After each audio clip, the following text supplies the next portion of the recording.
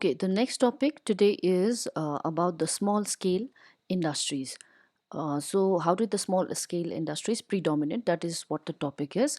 So, you must know that the factories they were growing slowly during the time of the First World War, and after the First World War, the number of factories were growing in India. Okay, and large industries they were formed, but these large industries they were only concentrated in some areas. Okay, just say for example, most were in Bengal and in Bombay. Okay, so there's an image of the map that is given here. So this has shown the British provinces of that time, and you can see these two areas. Okay, Bombay and Bengal. So these were the areas where we saw the concentration of large industries. So most of the big industries, it was located in Bombay and Bengal. All right. So what do we see is that जति पनि अरू parts of the country छ, the rest of the country मा चाहिँ mostly के थियो production चाहिँ it was done on a small scale. That means small scale industries हरू चाहिँ ज्यादा थियो. Okay, large industries चाहिँ थियो, but it was only concentrated in few areas like Bombay and Bengal. Okay, the rest of the countries मा चाहिँ mostly it was small scale production which continued to predominate. So production जुन चाहिँ हुँदै थियो mostly सानो सानो फ्याक्ट्रिजहरूमा नै ज्यादा हुँदै थियो. ओके, र if you see the labour पनि त्यस्तै प्रकारले लेबरको distribution was also somewhat the same. Alright, so let's see here. They have said that small proportion of the total industrial labor force worked in the registered factories. Okay, 5% in 1911 and 10% in 1931. Okay, so even the labor also, they were only small proportion of labor who were working in these large factories that were in Bengal and Bombay. Okay, and just यहाँ percentage पनि दिएको छ 5% मात्रै काम गर्दै थियो. Okay, 1911 मा. In 1931 it was only 10% labor चाहिँ it was engaged in those large industries. Okay, now the जति पनि अरू laborers छ, most of them they worked in small workshops and the household units, and often in the alleys and the bylanes invisible to the passerby. भनेको चाहिँ most of the majority of the workers जो छ इन्डियामा, most of them were working in this small scale factories or small scale industries. Okay, र बेङ्गल र बम्बईमा भएको जुन चाहिँ लार्ज स्केल इन्डस्ट्रिजहरू छ, बिग फ्याक्ट्रिजहरू छ, त्यहाँनिर चाहिँ only very few work force मात्रै त्यहाँनिर के थियो, very less percentage of workers मात्रै त्यहाँनिर काम गर्थ्यो. ओके, ज़्यादातर वर्कर चाहिँ they were mostly working in all the small small workshops या स्मल स्मल जुन चाहिँ फ्याक्ट्रिजहरू छ, हाउस होल्डमा जति पनि मान्छेले प्रडक्सन गर्दैछ है, all this alleys and bylanes भने गली गलीमा जुन चाहिँ फ्याक्ट्रिजहरू यहाँनिर वर्कसप्सहरू छ, दिज वेयर द एरियाज जहाँनिर चाहिँ म्याक्सिमम लेबर चाहिँ काम गर्थ्यो.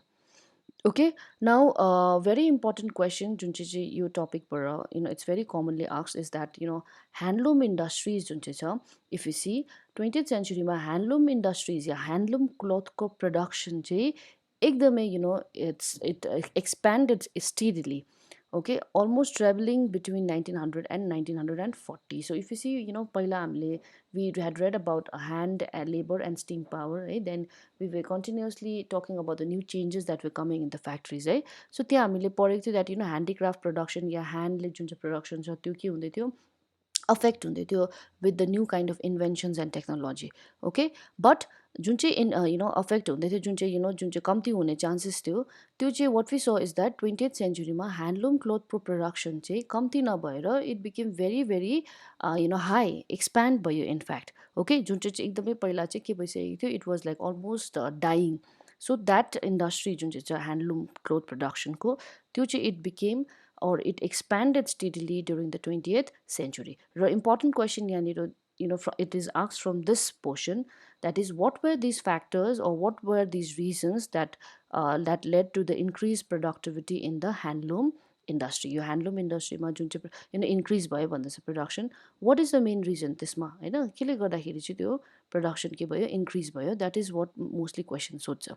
Okay, so obviously there are many reasons. So one of the most important reason is that it was because of the technological changes. Okay, so many new technologies बन्यो that came up during this time, that was adopted by the handicraft पिपलहरूले यो नयाँ टेक्नोलोजीलाई के गर्यो आफ्नो production improve गर्नुको लागि उनीहरूले के गर्यो त्यसलाई युज गर्यो ओके बट नयाँ टेक्नोलोजी भन्नाले चाहिँ it's not like very very expensive मसिन्सहरू भनेको होइन बट जुन चाहिँ मसिन्स जुन चाहिँ कस्ट फ्रेन्डली थियो जुन चाहिँ उनीहरूको बजेटमा आउँथ्यो त्यो उनीहरूले युज गर्यो in order to improve their production Okay, just for example, they have given the example of flying shuttle here. So flying shuttle was one very important invention. जुन चाहिँ affordable थियो जुन चाहिँ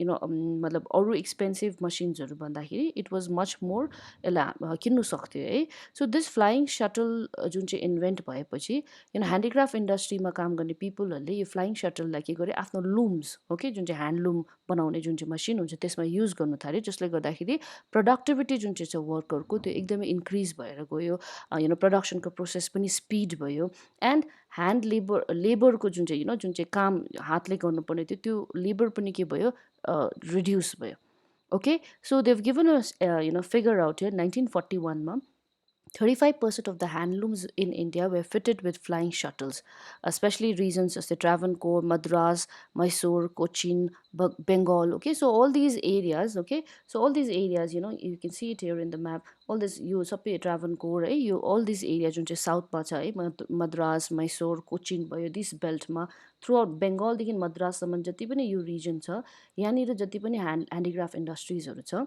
त्यसमा ह्यान्डलुम इन्डस्ट्रिजमा जुन चाहिँ पिपलहरू छ जुन चाहिँ क्राफ्टम्यानहरू छ they introduced flying shuttle to increase their production and to increase the productivity per worker and also reduce the labor demand all right and handloom जुन चाहिँ फ्लाइङ सटल जस्तै अरू पनि धेरै धेरै स्मल स्मल इनोभेसन सानसानो इन्भेन्सन्सहरू सानसानो इनोभेटिभ जुन चाहिँ टुल्सहरू आयो it really help the weavers to improve the productivity and compete with the mill sector okay फ्याक्ट्रीको जुन चाहिँ प्रोडक्सन छ ओके मसिन्सले गर्ने त्योसँग उनीहरूलाई कम्पिट गर्नु सजिलो भयो because of the small small innovations like flying subtle okay so the description of flying subtle is given here in the new words flying shuttle it is a mechanical device used for weaving moved by means of rope and pulleys okay it places the horizontal threads called the weft into the vertical threads called the warp the invention of flying shuttle made it possible for the weavers to operate large looms and weave wide piece of cloth okay so one very important factor flying shuttle कसरी help गर्यो भन्दा flying सटलले चाहिँ weavers यसको हेल्पले चाहिँ विवर्सहरूले ठुलो ठुलो लुम्स okay ह्यान्डलुमहरू ठुलो ठुलो जुन चाहिँ छ त्यो युज गर्न सके सजिलोसँग र उनीहरूले ठुलो लुम युज गर्दाखेरि उनीहरूले ठुलो ठुलो पिसेस अफ क्लोथ्स पनि बनाउनु उनीहरूलाई सजिलो भयो so this is how flying subtle helped other handicraft people okay so one obvious reason was because of technological changes here we have studied the example of flying shuttle which helped the handicraft people to increase their production improve their productivity per worker and also reduce the labor demand okay along with flying shuttle अरू पनि धेरै सानसानो inventions थियो जुन चाहिँ उनीहरूले किन्नु सक्थ्यो त्यो चिजहरूलाई उनीहरूले युज गर्यो to improve their production okay so त्यसले गर्दाखेरि ह्यान्डलुम इन्डस्ट्रीको प्रोडक्टिभिटी चाहिँ it increased or it expanded during the 20th century okay the next let's read here in this paragraph you will find the types of weavers okay सबै weaversहरू अब same थिएन there were different kind of weavers so basically we are going to read about these two kinds so weavers जुन चाहिँ छ इन्डियामा there was one weaver जसले चाहिँ course खालके खस्रो खालके क्लोथ के गर्थ्यो प्रड्युस गर्थ्यो र अर्को खालके विवर जसले चाहिँ फाइन खालके एकदमै फाइन भेराइटीको एकदमै राम्रो भेराइटीको क्लोथ प्रड्युस गर्थ्यो सो अब कोर्सर भेराइटीको क्लोथ प्रड्युस गर्ने जुन चाहिँ विवर छ उनीहरूले चाहिँ कसको लागि प्रड्युस गर्दै थियो for the poor okay the poor people obviously poor पिपलले त्यो कोर्सर भेराइटी चाहिँ सस्तो हुन्छ र पुवरले त्यसलाई किन्न सक्छ है जुन चाहिँ फाइनर भेराइटी छ त्यो चाहिँ पुवरले किन्न सक्दैन so that was only for the rich people okay so the coarser cloth जुन चाहिँ पुवर पिपलले युज गर्थ्यो त्यसको डिमान्ड चाहिँ सधैँ के हुन्थेन सेम हुन्थेन इट फ्लक्चुएटेड भनेको माथि तल भइबस्थ्यो Okay, so especially during the time of bad harvest है या famine है सुखौरो हुँदाखेरि harvest राम्रो नहुँदाखेरि फुडको कमी हुँदाखेरि चाहिँ obviously rural people जुन चाहिँ छ the poor people छ they उनीहरूको लागि what is more important, eating food is more important than clothes. All right, so त्यसले गर्दाखेरि जुन चाहिँ कोर्सर भेराइटीको क्लोथको जुन चाहिँ डिमान्ड छ त्यो चाहिँ स्पेसली हार्भेस्ट राम्रो नहुँदा फ्यामिन्सहरू राम्रो नहुँदा फ्यामिन्सहरू हुँदाखेरि चाहिँ त्यसको डिमान्ड के हुन्थ्यो, it use to go down. Okay, so that's why demand of this coarser variety चाहिँ के हुँदैछ, फ्लक्चुएट भनेको माथि तल भइबस्थ्यो. Alright, whereas the weavers जसले चाहिँ फाइन भेराइटीको क्लोथ्स प्रड्युस गर्थ्यो it was bought by the well to do people. Well to do भनेको जो रिच पिपल छ उनीहरूले किन्थ्यो. सो त्यसले गर्दा उनीहरूको जुन चाहिँ डिमान्ड छ मार्केटमा त्यो चाहिँ के थियो, स्टेबल थियो भनेको बराबर थियो, कन्सिस्टेन्ट थियो. ओके, माथि तल अघिको कोर्सर भेराइटी जस्तै त्यो अप एन्ड डाउन हुन्थेन. Okay, it was stable. Alright, किनभने the rich could afford to buy clothes even during the time of famines or bad harvest है. Famine bad harvest हुँदाखेरि पनि रिचहरूलाई त्यसको त्यति साह्रो अफेक्ट हुन्थेन. सो उनीहरूको जुन चाहिँ क्लोथ्सको डिमान्ड छ it use to remain constant. Okay, जस्तै फर इक्जाम्पल दिएको छ जस्तै बनारसी साडी और Baluchari saris, these are very expensive साडीजहरू हो नि. दिज आर साडीज जुन चाहिँ एकदमै स्पेसल हुन्छ. It's a very fine, it requires a lot of त्यसमा ह्यान्डवर्कहरू हुन्छ. त्यसले गर्दा these are very very expensive साडीजहरू. ओके, सो यो साडीहरूको डिमान्ड चाहिँ बिकज अभियसली यो साडीहरू खालि रिचले मात्रै लाउँथ्यो, यो साडीहरूको डिमान्ड कहिले पनि के भएन, अफेक्ट भएन. Okay, because of famines. Alright, so that's an example.